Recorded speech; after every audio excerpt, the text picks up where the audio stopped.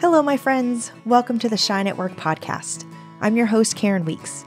As a transformation career coach and culture and people leader, my goal is to help career-oriented humans get unstuck so that they can shine brighter in business and in life. I believe that you deserve a career that lights you up because, spoiler alert, it also impacts how bright you shine in your life.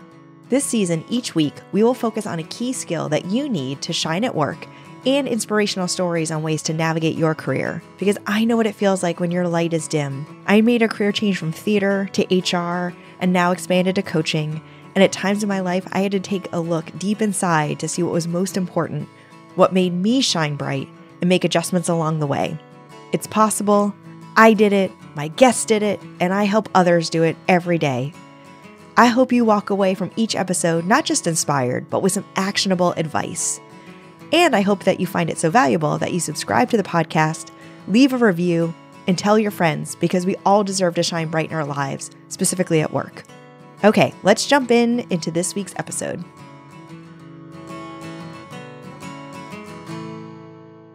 Hello, everyone. Welcome to a very special pop-up episode of Shine at Work. We are in between seasons, and I am actually in between houses in the middle of a move from New York City to Charlotte. A little bit of surprise journey there, which just shows that we have to roll with the punches and ride the roller coaster as we go. But I wanted to record this special episode for a couple of different reasons. One, to check in and say hi. It is early September. I know this is a time where a lot of people start thinking about the rest of their year and how they're going to tackle their career goals and maybe make that job change that you've been thinking about and planning to do all year, but haven't actually gotten to yet. So I wanted to reach out and share some really special pieces of advice with you. Additionally, I wanted to introduce you to a very good friend of mine and now a talent partner of ours, Dan Carr. Dan and I have actually worked together for several years. We've known each other as friends, as colleagues, and I've always really respected how he has worked with candidates. So a little bit about Dan, which you'll hear more about in the podcast, is he's actually an expert recruiter. He's recruited for several companies over multiple years. But even as a recruiter, he was always trying to make sure he found the right fit for company and person, not just fill the seat, not just get the role closed, but how can I make sure this person is actually set up for success? So as he was thinking about what was going to be next for him, he really wanted to kind of think about it from a different perspective and help people like you navigate your careers and help find the right roles for you and help land that new job. So as we were talking, I, of course, said, you need to come work with some of the folks that I'm working with. This would be amazing. So I am thrilled that now, as part of my coaching and as I work with career changers and people who are thinking about what is right for their next job, Dan is also a partner for you, which we are going to talk about a lot more during the podcast. So that's a little bit what's going on in my world. I'm really excited for Dan to share his advice in this podcast episode for you to get a sneak peek into the in the weeds expertise that you can get by working with us and share a little bit more about what's going on just in general. So I hope you enjoy the episode. See you soon. Hi, everybody. Welcome back to the Shine at Work podcast. I am so excited to be here in this special pop-up episode in between seasons with my very good friend, Dan Carr, and now talent partner. And we are going to be sharing some really in the weeds, deep advice on how you can land your next job.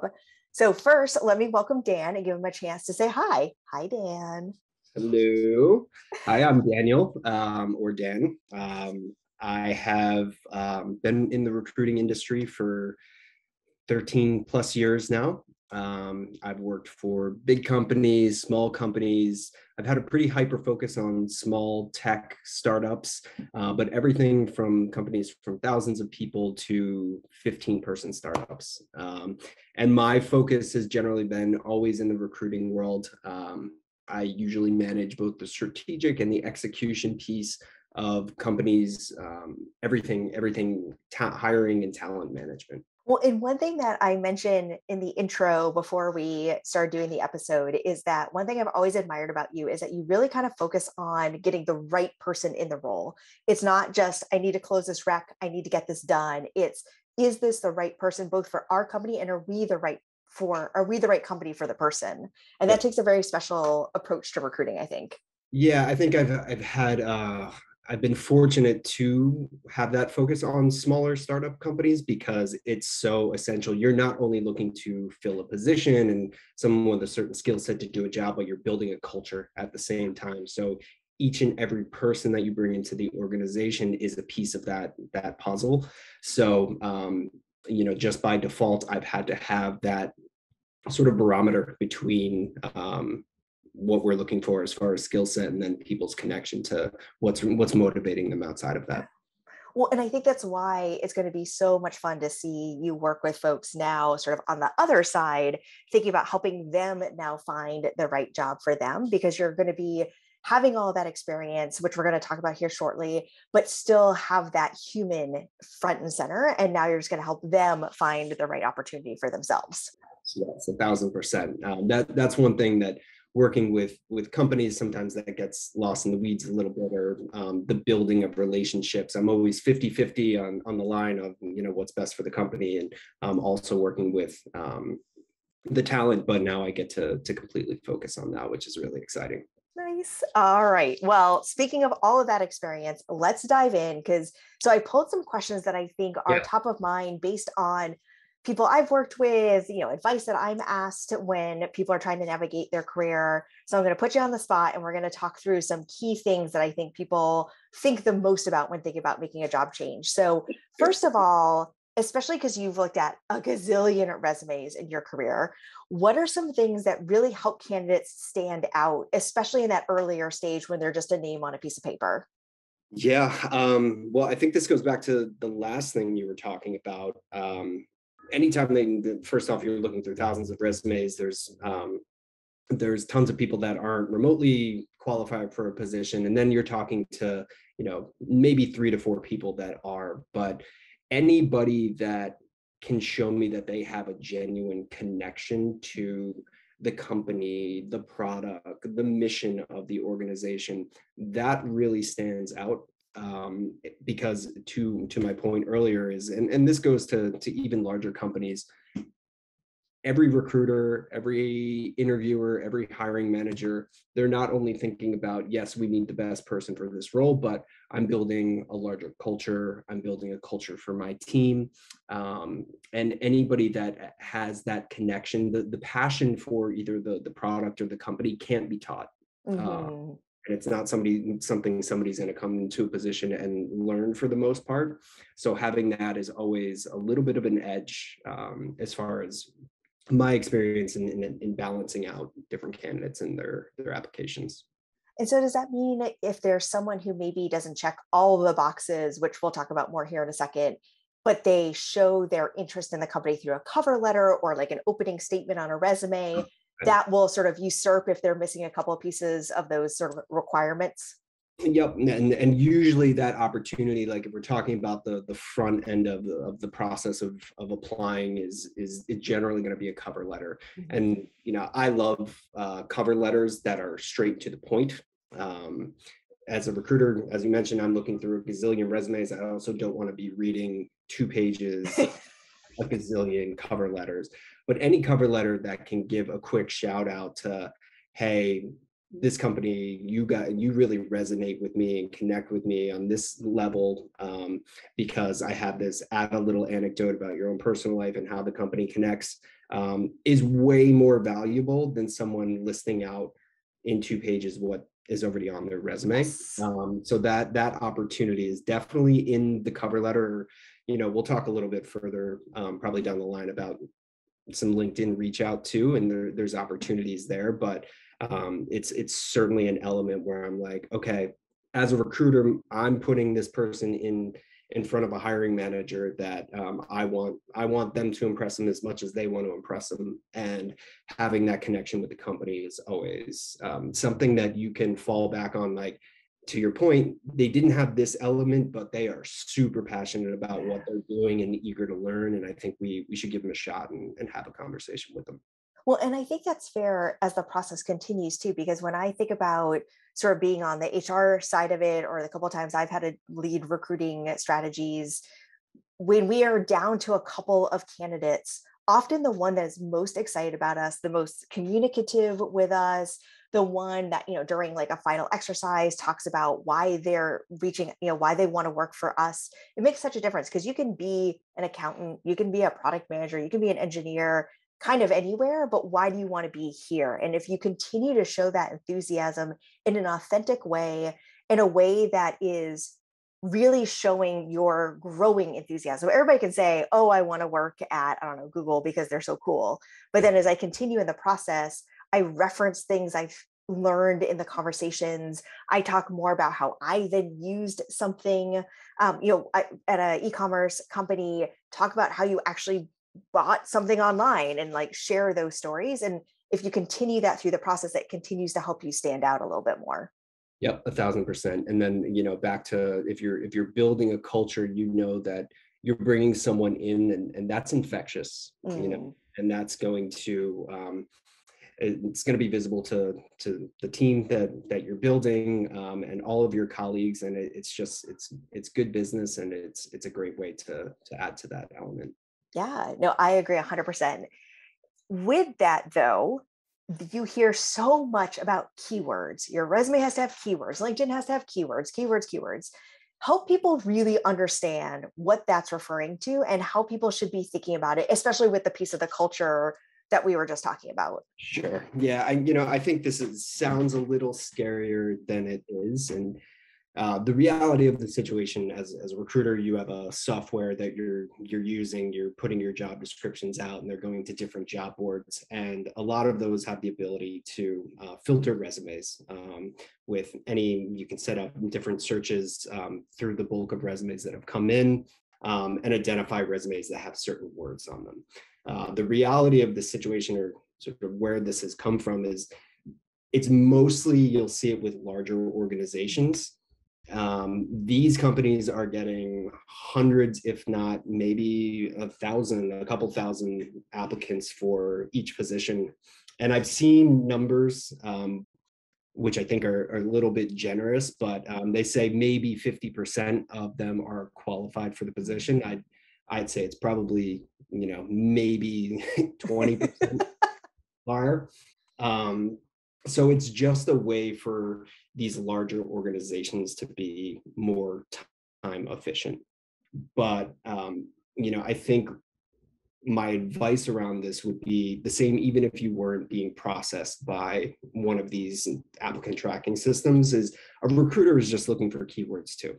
And what it comes down to is just being sensitive to and reading thoroughly job descriptions, understanding, how they're talking about the role.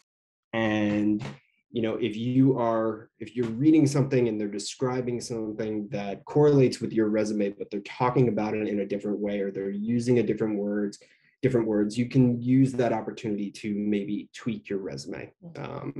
And you don't have to go through and change your resume for every job. Like it's not going to be anything crazy, but there are opportunities where definitions of things or words are just a little bit different, and you can switch them around on your resume. And again, you're mostly going to see this with the Fortune 500 companies and of that size. Yeah, and you bring up a really great point around it doesn't have to be this huge effort where every single line of your resume you're updating for every single job description. It could be you are called a marketing analyst, and really that could also be called a marketing associate. So make sure your title is reflective of what other companies call it, not just your current job. Or your company uses OKRs, but other companies call it KPIs, or analytics versus data. Like just even those simple translations can help a recruiter recognize, oh, this is a person that is speaking our language because I see it on their resume.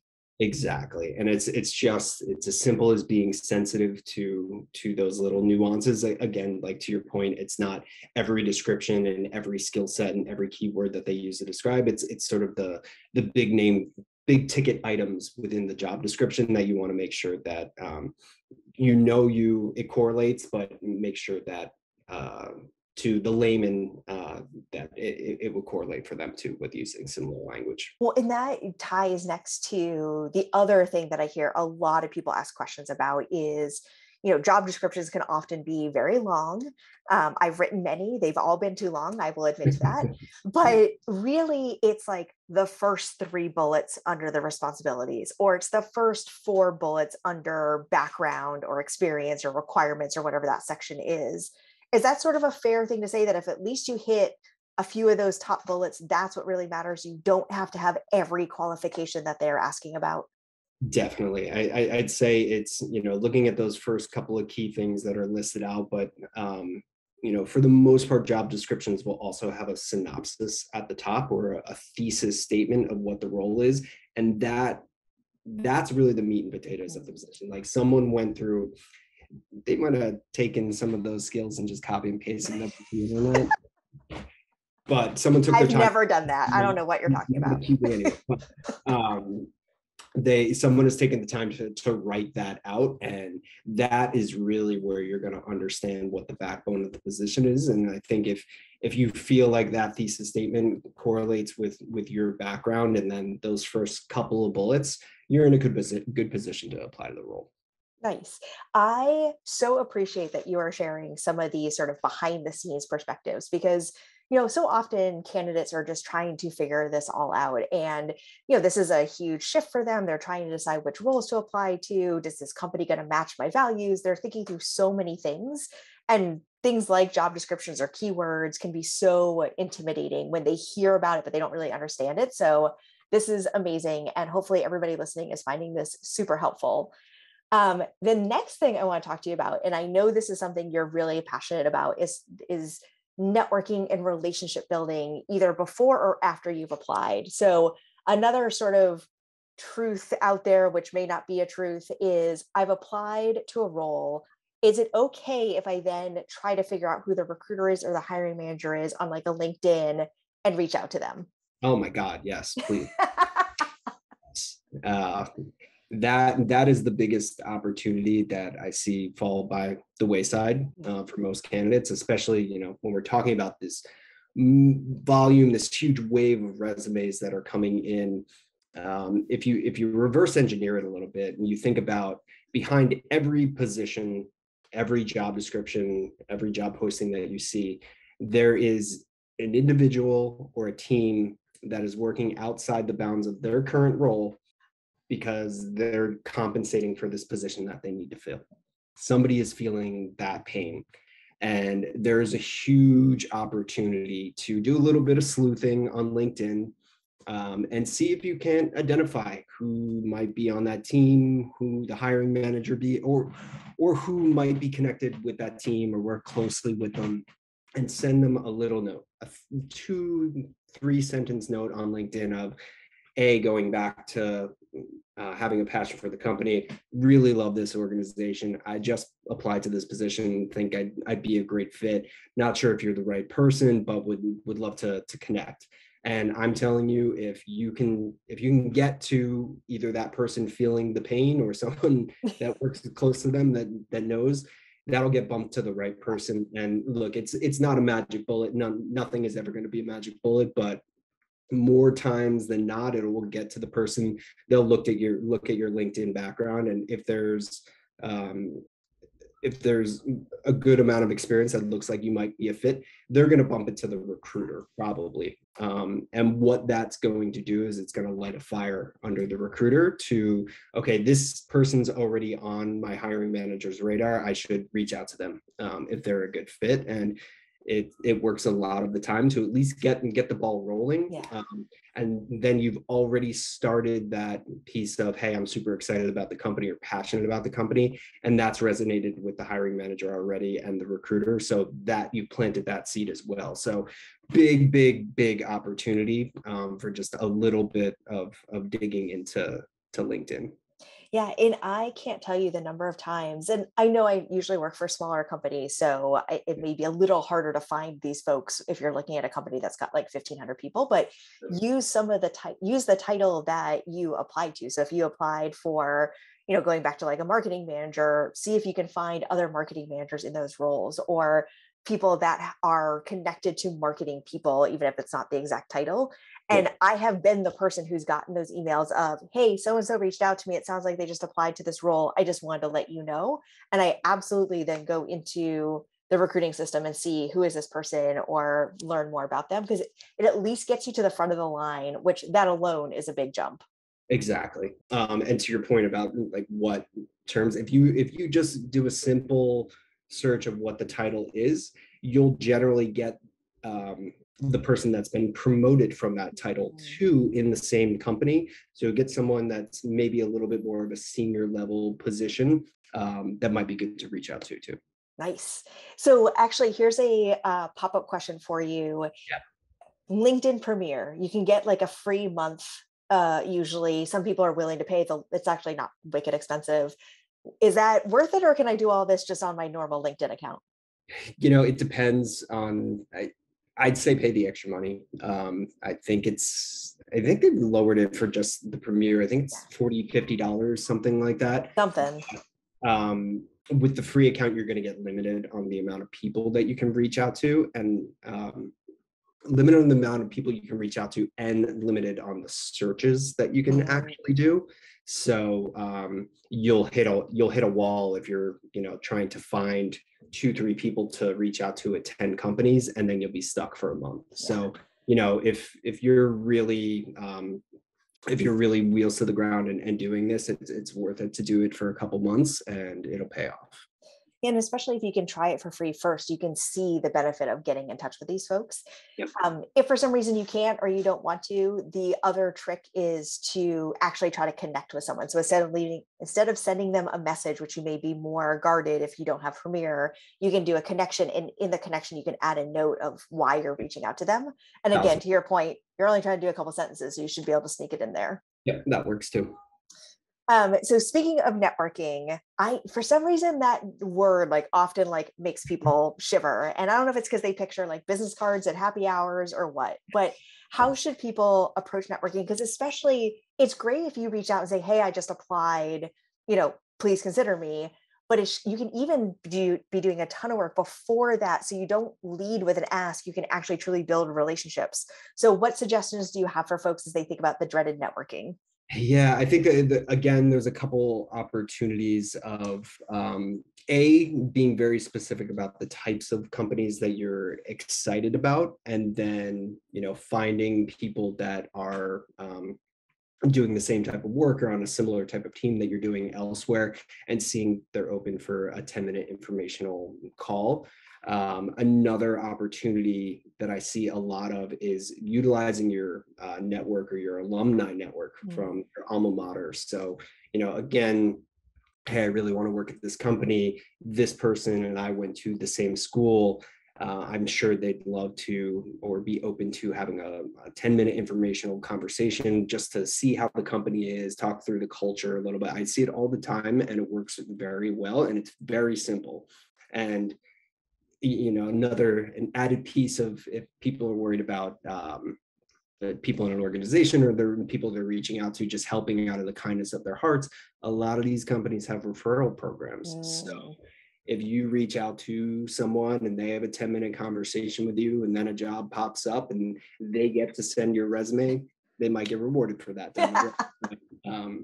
That's a good angle to play as well. But it's just leveraging people that you might have a second connection with or went to the same school with, and very simple asks to begin a relationship like that. But that's what I've found to work the best. Yeah. And it's a great point too, because the other thing around, being anxious about asking people, the right people will say yes. So if you don't hear from them, or they actually say no, which usually you just won't hear from them, great, they weren't going to help you out. But if they say yes, that conversation is going to be really easy to have, because otherwise they wouldn't have said yes. Yep, exactly. And in looking at this process, to your point, you might not get immediate responses. This may be someone that gets back to you in 2 months, 3 months, but sometimes these things are, looking at this as more of a marathon, not a sprint. It takes a little bit of time, but investing a little bit of that in the beginning will help you out tenfold towards the end.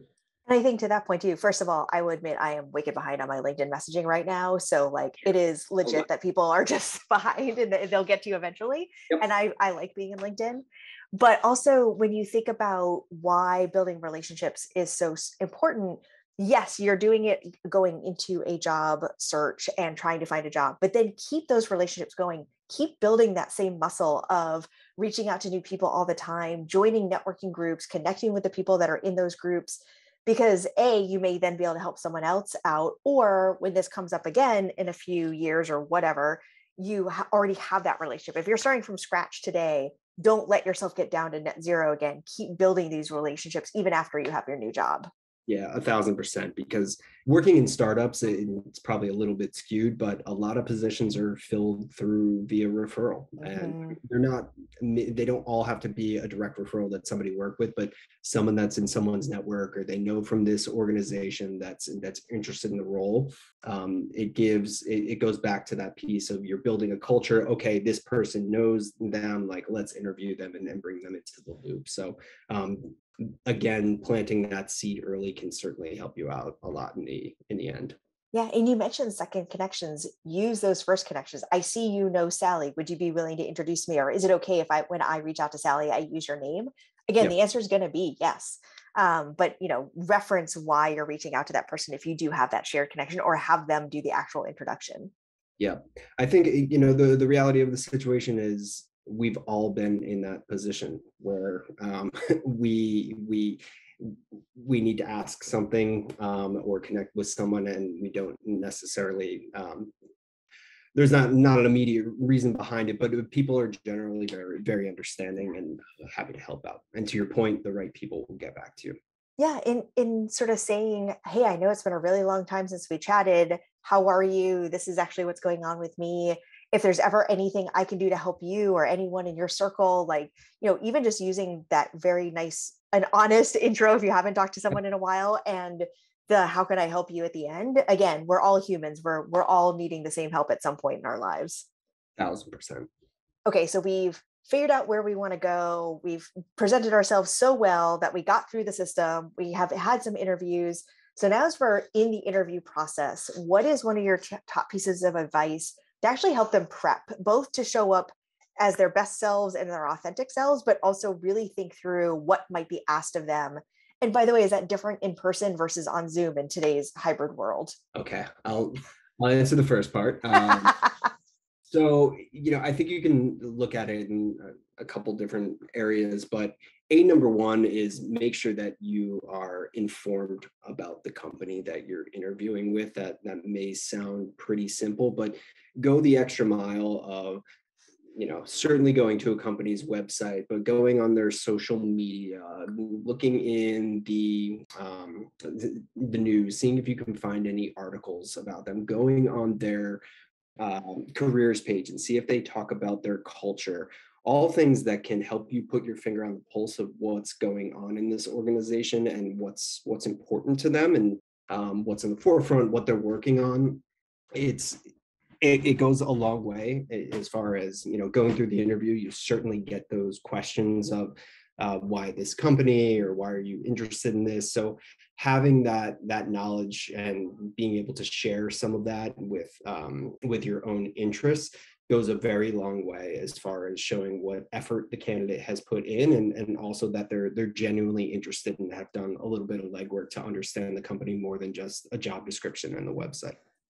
Part B of that is, again, going back to what we were talking about with the job description, is thoroughly read that job description and understand what they're asking for. And we know that may not all be the most important elements for their need, but really understand what they're asking for. And then one of the tougher things is, especially anybody that's worked more than 3 years in an industry, is reflecting on your own experience. Mm. I think it's tough to remember what you did a year ago, or a project that you were working on. And as you're prepping for an interview, really take a look at the job description, reflect on your own experiences, and then start to see if you can connect your background, the job description, with some anecdotes around your experience. if they're asking if you're going to be managing a team, say, for example, in the position, start thinking about your team management experience. What were some really tough times? Who are some people that you really championed and helped out in their career? But having those anecdotes will you're kind of giving yourself the answers to some of the questions that you'll foresee, or will at least put you in the right mindset of what types of questions you will get. But it's also just a great exercise in remembering things that you worked on maybe 2-3 years ago. And Does then that go ahead. I'll just say real quickly, does that also help with those dreaded behavioral interviews? Tell me about a time when. 1,000%, 1,000%, and that will give you a little bit of a leg up, and you can probably figure out what they'll ask you or what will be close to it. So, it's if you do that for a day or two of really reflecting through your experience, it will greatly prepare you for that. So, and then the other piece I would say is utilize the recruiter as a resource. If this is obviously, now I'm fast forwarding, if you've gotten through a phone screen with a recruiter, they want to fill that position. So they are going to help you or give you the information that's available to them. So don't be afraid to ask them. You spoke with the hiring manager. What would you say are the most 3 important elements of the role are? Or how are they talking through that? You can ask, what do you know what this person will be working on, like when they come in, what's the first 3 to 6 months look like for this position? What does success look like in the role? And these generally will be questions that recruiters have asked hiring managers so that they know. And it's just more information for you as you're looking through and sort of creating those anecdotes or reflecting on your own experience of, hey, I've done this, that might work with this campaign that I'm going to be working on if I got this position. And it just sets you up to make your reflecting and your preparation a little bit more effective, if that makes sense. Yeah. And I think that is something that I do not see candidates do much at all, at least in my experience in sitting in the recruiter seat or the HR rep seat.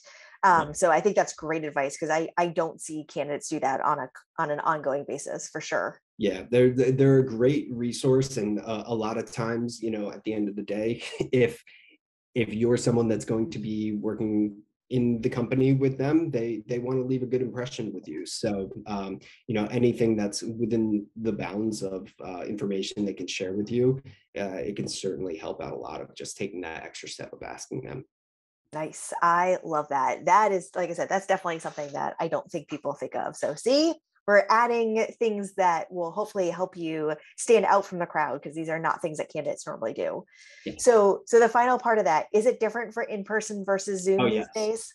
I've gotten that question. I don't see it that way. I actually see Zoom as an opportunity for candidates, where now, instead of just going to an office and being ushered into a very bleak conference room, you may be able to have an opportunity to show a little personality. Like, I've got some guitars and a lot of plants in this room. Like, that has been an icebreaker in 1,000 conversations that I've had. And I'd say don't be afraid to show a little bit of your personality. Nothing too nuts, but I think there's an open door with Zoom of showing your life and having a little icebreaker and making an interview a little bit easier to ease into now with Zoom. So I like Zoom. Nice. Well, and I also think too, I mean, how many times have we been running late for an interview? The subway is late, you're sweaty, like you also remove all of that. Now I realize there's different distractions, dog, kids, partners, whatever, but I also think it might take some of that pressure off, and you can kind of sneak them in between work meetings if you're still working, and it's a lot easier to do that. You don't have to fake 5 exactly dentist appointments, and like by the end, if you get into a 5th round, you're faking death. Like, it's a lot more time efficient. Oh, that disappointment went so bad, I have to go back. Yeah. Oh my gosh. Well, as we start to wrap up, I wanted to kind of take a step back and put the human in the center of this. As a person, if you are looking to make a job change, you're putting a lot of energy into it, you've put a lot of expectations into it, You may be excited about making a change because you're just recognizing it's time to do something different. You might be trying to get out of a situation that you're not really happy in. So there's a lot of emotions and energy and exhaustion, highs and lows, rejections, exciting emails. You get ghosted sometimes. So what advice do you have for the humans to sort of stay motivated and energized and kind of go with it while they're trying to find a new job?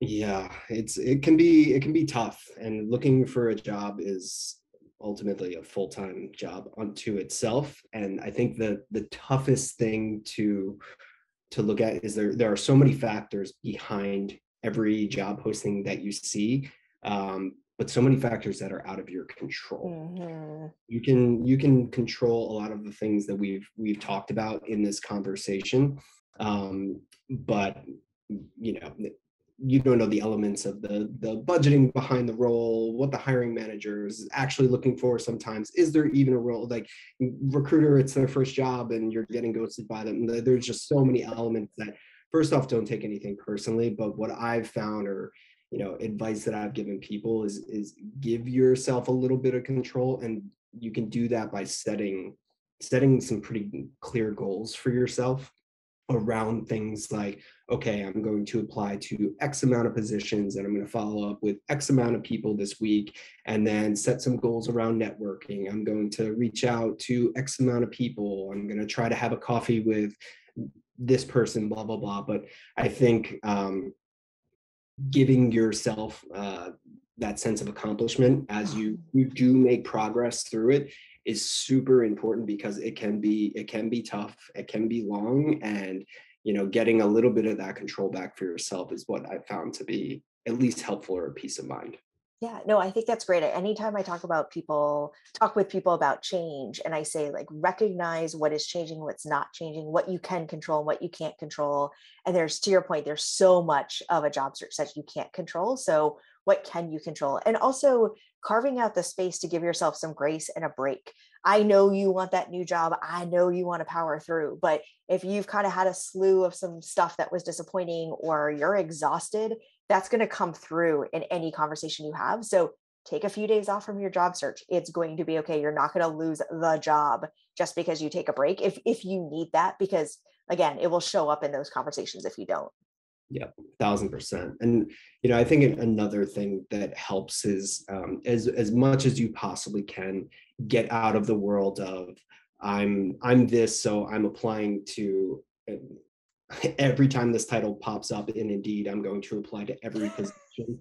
Try to because that's going to get disheartening, and then you're not going to put in the sort of efforts that we're talking about, focused efforts, in this conversation. But really have a pretty good set of companies that you feel good about and that you want to apply to, and focus on them, and you won't drive yourself crazy of throwing your resume into 1,000 black holes, and not remembering who you reached out to, or when you applied to this, blah blah blah. That hyper focus can be very helpful too, as far as peace of mind in this process. Yeah, that is great. Okay, we could have talked about any of these topics for a full hour, especially because you and I have had those conversations before. Here's a little sneak peek behind the scene. Like, this is some of the stuff we talked about in real life. So, as people are sort of digesting all this, what is one thing that you hope people take away from, or one piece of advice? If they do anything different, what would that one thing be?